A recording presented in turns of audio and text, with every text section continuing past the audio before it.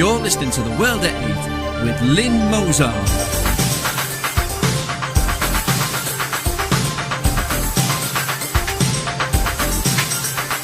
The World at 8, the number one in nationalist news.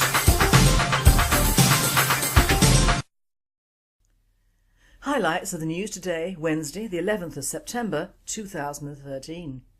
Vince Cable attacks government's 3,000 visitor bond yet again. Criminal on community service given £73,000 for twisted ankle. Birmingham College bans religious veils for security reasons. Centre-right wins Norway election. The average Somali immigrant costs Norwegian taxpayers more than €1 million. Denmark, the biggest mega mosque in Scandinavia. In Asia, 1 in 4 men have committed rape. Only in Florida, execution delayed so politicians can attend fundraiser. Thought for the day, young Asians are victims too? And finally, could roving sex catch on? Now today is a notorious day in the history of the Western world, because whether we like it or not, the United States, despite all its differences to the old world, will still be the bastion of Western civilization long after we are, if we are not careful. It is the day when a clutch of shabby, ultra-religious maniacs murdered nearly 3,000 innocents in a series of self-styled jihadist strikes or revenge attacks for military interventions abroad. Everyone knows what they are doing on this day, and no one will ever forget it, whether they be adherents of the various and many conspiracy theories that have inevitably cropped up with monotonous regularity. What we must as nationalists remember is not only the terrible loss of lives, but what it has cost us in Western pride. Most of the people who died were Europeans like ourselves, and although divided by a culture and language, they could have been us. The 7/7 bombings in London were, I'm afraid, a very poor imitation of the real thing. 9/11 must always be remembered as a time when the enemy without became the enemy within. Requiescat in pace. Rest in peace. UK news. Vince Cable attacks government's 3,000 visitor bond yet again. Is it the BBC or Vince who can't give up and say it's a good idea? Vince complained loud and hard in June when the government announced plans to require visitors from India, Nigeria, Pakistan, Kenya, Sri Lanka and Bangladesh to pay a £3,000 cash bond in return for a visitor visa to allow them to stay in the UK for up to 6 months. Now the BBC is rehashing the story with Vince Cable says Sarah's tether overreacted by standing down as an MP. Vince Cable has criticised plans to make some overseas visitors pay the bond to enter the UK, and he claimed Theresa May's version of the plan would harm relations with important trading partners such as India. The bond idea, to be piloted from November, is aimed at deterring people from high-risk countries staying in the UK once their short-term visas expire. Mrs May says the problem of so-called overstayers was one of the biggest challenges facing the immigration system, and they want to target visitors from certain countries who present the greatest risks. World at 8 thinks the bond is a blooming good idea and should be expanded to include many more countries. Criminal on community service given £73,000 for twisted ankle. A criminal who hurt his ankle while cutting back brambles for community service was paid £73,000 compensation, it emerged today. Probation service bosses admitted this morning that offenders who injured themselves doing unpaid work had claimed hundreds of thousands of pounds of taxpayers' cash. One convicted criminal was given £94,666 after he broke his arm falling from a ladder while doing community service with Surrey and Sussex Probation Trust, while another got £18,600 after injuring his back using a wheelbarrow. World at 8 states, I think my listeners know exactly what I'm thinking on this one. Birmingham College bans religious veils for security reasons. Muslim students had been banned from wearing religious veils into a college because of fears regarding security. Teenagers at Birmingham Metropolitan College have been told to remove any items of clothing covering their faces so they are easily identifiable at all times. But while some students welcomed the move, arguing it keeps them safer, others called it disgusting. The ban of the niqab, a veil which leaves a thin slot for the eyes, has caused some female students to enrol at different colleges. World at 8. Good for them. Why don't they leave the UK altogether? European news. Centre-right wins Norway election. Norway's centre-right opposition has swept into government with a clear majority, ending 8 years of Labour rule. The Conservative Party and its allies won over voters with promises of tax cuts, better health and elderly care and stricter rules on immigration. With 99.7% of the votes counted, the four right-wing parties were projected to win 96 seats compared to 72 won by the outgoing centre-left coalition, well beyond the 85 needed to secure a majority in Parliament. World date. You can see the way the pendulum is swinging amongst sensible populations, can't you? Will we be the last elephants in the room in the UK? The average Somali immigrant costs Norwegian taxpayers more than €1 million. According to Finansavisen, a newspaper, an average Somali and their descendants cost 9 million kroner net. That's €1.123 million. And this figure assumes that his or her child is perfectly integrated in Norway. The paper emphasises this is an average figure and that Somalis, like everyone else, have large individual differences amongst themselves. Of the non-Western immigrants, Tamils from civil war-torn Sri Lanka come off best. Because of their participation in the workplace, their cost is only 1 million. Finansavisen notes that the major differences between the neighbouring countries of India and Pakistan. An average Indian who settles in Norway generates a cost for the state of 1.6 million kroner. A Pakistani costs the equivalent of 5.1 million. World Date comments, and we in the UK are continually blasted with the benefits of enrichment, despite the fact that, like most heavily enriched countries in Europe, we are going broke at an alarming rate. Cause and effect, maybe. Denmark, the biggest mega mosque in Scandinavia. Denmark gets its first minaret.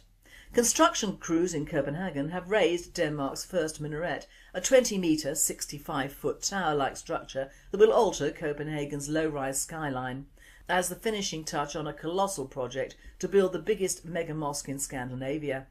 Construction of the minaret, which was finished on September the 3rd, marks the final phase of work on Denmark's first ever purpose-built mosque, situated at Rovsingade Street in Nørrebro, a heavily Islamicised district in northwestern Copenhagen. The so-called Grand Mosque, which will cater to Sunni Muslims, is massive by European standards. The complex covers 6,800 square metres, that's 75,000 square feet, and will house a domed mosque, a restaurant, a cinema, classrooms, offices, a community centre for the elderly, childcare facilities, a playground and much more, in which is being billed as the largest real mosque in Scandinavia. World Date states, "This is nothing to be proud of, rather ashamed should we be, like Yoda, yes." World News. In Asia, 1 in 4 men have committed rape. UN points to sexual entitlement, abuse as factors in groundbreaking study. India rape cases may be making headlines, but they're only the tip of the iceberg, according to an unprecedented and groundbreaking United Nations study. The anonymous survey of 10,000 men and 3,000 women in Bangladesh, China, Cambodia, Indonesia, Papua New Guinea and Sri Lanka, home to more than half the global population, found 25% of men had raped their partner, while 10% raped another woman at least once, The Guardian reports. CNN has a breakdown of figures per country. Some 75% said they felt entitled to do so, while more than half cited entertainment value, and 70% said they went unpunished. World Date comments, and still we shovel them into the UK. First group of Syrian refugees leaves for Germany. A first group of Syrian refugees have departed Beirut International Airport for Germany, where they will live in temporary new homes as Germany's biggest relocation programme gets underway. Airport officials say the group of 107 refugees left on Wednesday for Hanover, Germany. They are the first group to be relocated under a German programme for up to 5,000 Syrian refugees. UN Refugee Agency spokeswoman Melissa Fleming said Tuesday that they include women at risk, people with serious medical conditions or others with special needs. Unlike the makeshift arrangements for most of the 2 million refugees that have fled Syria's civil war into neighbouring countries, the programme announced by Germany in March gives them the right to work under 2-year residence permits that could be extended if Syria's crisis continues. World Date states, "The trouble with this is that you will be getting jihadists and their families, as well as Assad's supporters and Christians fleeing the rebels. It will cause sectarianism within a strange country, and we really should learn in the West that a refugee is not necessarily a refugee. You can bet there's a roaring trade going on in these camps now for a definitive label to cash in on. Execution delayed so politician can attend fundraiser. Tallahassee, Florida. At 6 p.m. on Tuesday, September the 10th, convicted killer Marshall Lee Gore was supposed to be put to death for the murder of 2 Florida women. But the execution did not take place. It was not a last-minute pardon by the state's governor or a stay order from the court that held up this ultimate form of punishment. Instead, it was delayed so that Florida's Attorney General could attend a fundraiser for her re-election campaign. According to Florida Governor Rick Scott, Attorney General Pam Bondi's office requested the execution to be moved back to October the 1st. We set the date, the Attorney General's office asked for the postponement, so we went along with that. Scott contends he did not know the date change request was made to help avoid conflicting with Bondi's previously planned fundraiser. Gore's execution had been delayed 2 previous times due to legal challenges, including when a judge halted the former escort service owner's execution to consider whether he was mentally ill. Bondi has strongly supported the state's Timely Justice Act, a new state law which speeds up executions by limiting frivolous inmate appeals. The Palm Beach Post has more on this story, including Bondi's response to criticism over the move. Thought for the day. Are Asian girls victims of sexual grooming as well? Although I realise there are many forms of abduction, rape and so-called grooming, the Muslim communities are at it again, with this article and video reported in The Guardian. It has been the court case of the Sikh girl that has awakened this particular form of kraken from the deep. Anything to take the heat away from the obviously predominantly Muslim male way of handling girls and women. Shaista Gohir, chair of the Muslim Women's Network and author of the report, virtually tells us nothing in this video that we at ProFam and the British National Party have not been saying for many years. In fact, almost the exact words, without saying the word Muslim once, and that is when not referring to the groomers or the victims. The other woman, Sadaya Sultana, a local youth activist in Birmingham, is clearly a British convert to Islam, and both have been hoisted up to close down the various reports on Muslims being arrested and charged. The sad fact is that it isn't the thousands of raped young white girls that has brought this forth, but the one Sikh vulnerable girl that has done the trick. Both women emphasise the grooming process and the vulnerability of the girls, and they might have been talking about all of the reported cases if I hadn't read the headline of Asian girls being targeted as well. The proof of the pudding is in the eating, and although Muslim girls are not treated, in some cases as well as they might be, their eventual ending is not usually in a kebab, but married to some old prat from Pakistan, and no doubt the rocky road to that marriage bed is unpleasant in the extreme. But it is part of the Islamic culture to subdue, rape and beat their women. Fact of life, especially in the poorer communities. Trying to alleviate the terrible problem we have in this country with young predominantly Muslim males targeting underage children in schools is mainly a problem for young white girls, although, as now publicly known, Sikh and black girls are targeted. Both these women didn't show any Muslim female that had undergone this grooming, and what Gohir stated applied to all reported cases of grooming by Muslim males. It could have been a packet of weebles she was talking about, and neither brought up the subject of the ethnicity of these vulnerable victims. Gohir also stated that most of the victims had probably been sexually abused as children and came from low-functioning homes. It was not clear to whom she was addressing, us or them. If there are any groomings carried out within the Muslim communities, they are well hidden under honour killings and forced marriages, and nothing like the plague of sexual grooming and abductions that have been in force and unreported in our country for the last 30-odd years. What occurs within their societies is very different, but now, owing to a vague public grumbling and nationalist sentiments, they're fighting back or trying to. But to no avail. I'm afraid, talking to the hand girls, this face just ain't listening.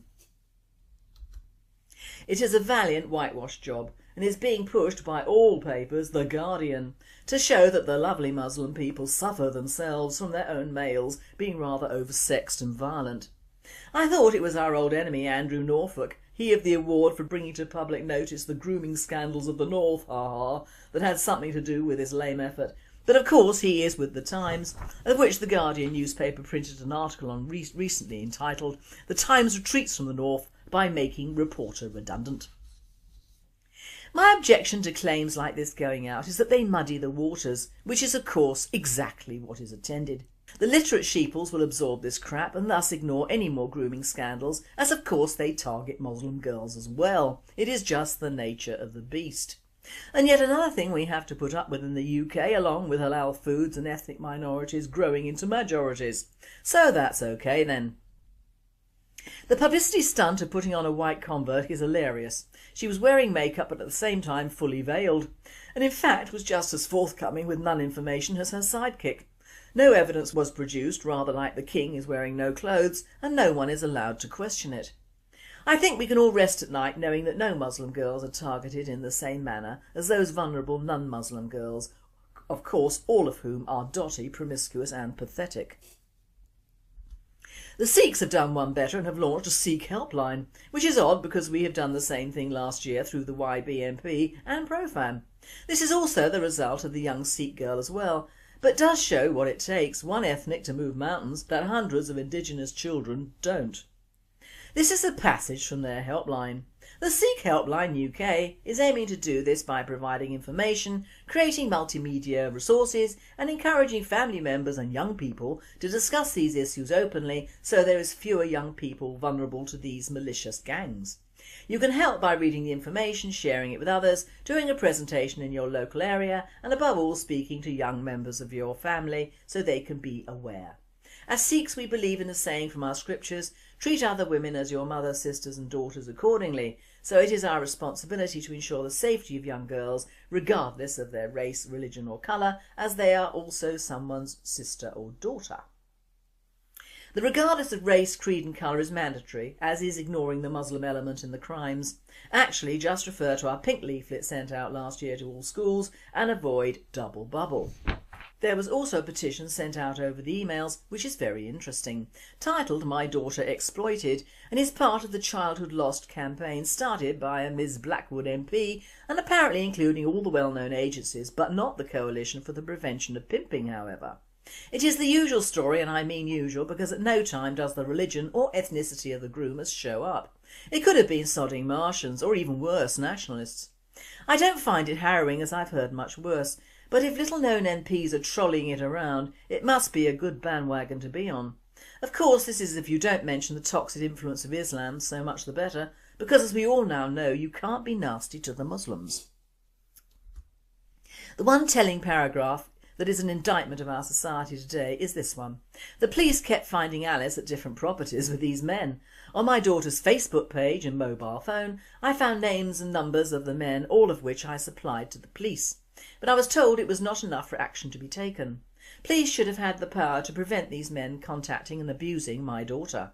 Yes, they should have, but their hands are tied as well as most of the authorities involved.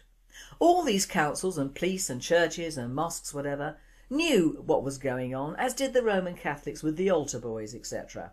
Throughout history of any country there has been sexual abuse of minors and virtually anything that could be abused. It's part of the nastier side of the human condition and is more prevalent in some cultures than others. You will see at gatherings put together for the now sexual grooming of minors cases all the people that usually turn their sights the other way because it suits them. An entire generation of abused young females is a small price to pay for the powers that be to have to ensure a cowed multicultural society and a beaten down public who are given idiot jobs and many other supposedly more important things to worry about. The word denial is not a river in Africa, it is an entire nation hell-bent on self-destruction at any cost. The police have been told to form small groups of around 2 officers in some really bad areas of sexual grooming and to follow up reports on various stray young girls. They go along to the party houses very politely and the girls are herded out and the officers take them home.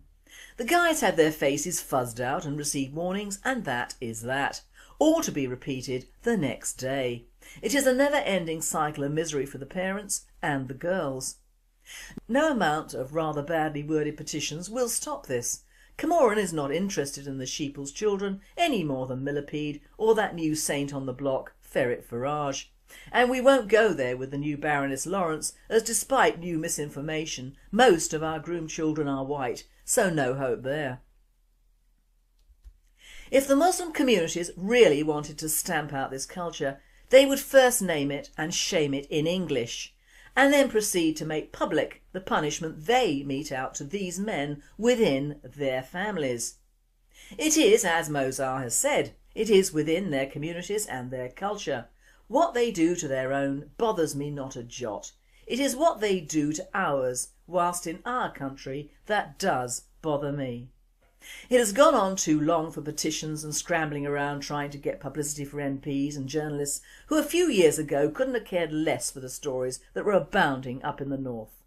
It wasn't until these animals moved south and targeted Asian girls as well that they have apparently woken up from their 100-year sleep like beeping Slooty and just as much of a backslang as that.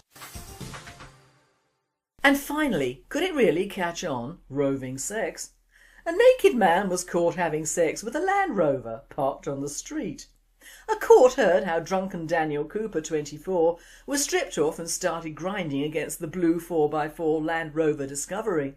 Cooper was caught on CCTV simulating sex with the Land Rover, which was parked outside a takeaway restaurant in Holywell, North Wales. Cooper said he was so drunk he couldn't remember what happened until he was shown the CCTV pictures. Father of three Cooper, described normally as being a caring family man, stripped off during a drunken night out with friends. A court heard that earlier shop revellers had seen him simulate sex with the counter of the kebab shop. Cooper was also seen laying on the floor of the takeaway to simulate sex, with his trousers around his ankles. This presenter says clearly this man has a problem with the kebab shop and thought that the Rover was owned by them, or perhaps he just loves kebabs. Most odd behaviour. I think, well, liking kebabs is. As this occurred in Wales, perhaps there's a lack of sheep. Perhaps they've all been taken off for halal food. You've been listening to The World at 8. I am Lynn Mozart and I wish you all a very good night.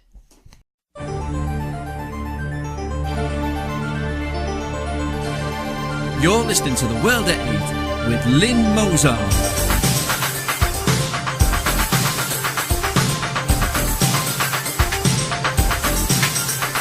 The World at 8, the number one in nationalist news. Highlights of the news today, Wednesday, the 11th of September 2013. Vince Cable attacks government's 3,000 visitor bond yet again. Criminal on community service given £73,000 for twisted ankle. Birmingham College bans religious veils for security reasons. Centre-right wins Norway election. The average Somali immigrant costs Norwegian taxpayers more than £1 million. The problem of so-called overstayers was one of the biggest challenges facing the immigration system, and they want to target visitors from certain countries who present the greatest risks.